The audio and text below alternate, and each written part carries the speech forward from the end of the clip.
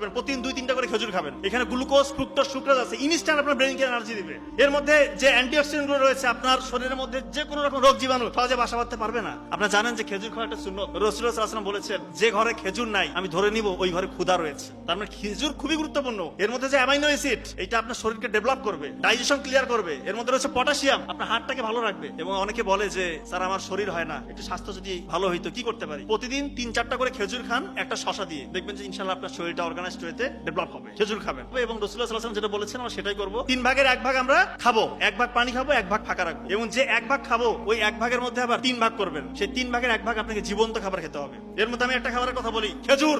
মরুভূমির তপ্ত রোদে বিরূপ পরিবেশে এই যে খেজুর গাছ দাঁড়িয়ে থাকে, সূর্যের প্রখর তাপ এবং পানি নাই, এই জন্য সে তার শিকড় গুলো গভীরে পৌঁছে দেয়, ওইখান থেকে খনিজ যে শক্তি সেটা নেয় এবং সূর্যের যে রাসায়নিক শক্তি সেটা সে নিজে শোষণ করে খেজুরের মধ্যে জমা রাখে। এই খেজুর যখন আপনি খাবেন সরাসরি রাসায়নিক শক্তি এবং খনিজ শক্তি আপনার রক্তের সাথে মিশে যাবে। এটা একটা জীবন্ত উদাহরণ। যারা স্টুডেন্ট আছেন আপনারা খেজুর খাবেন, প্রতিদিন 2-3টা করে খেজুর খাবেন।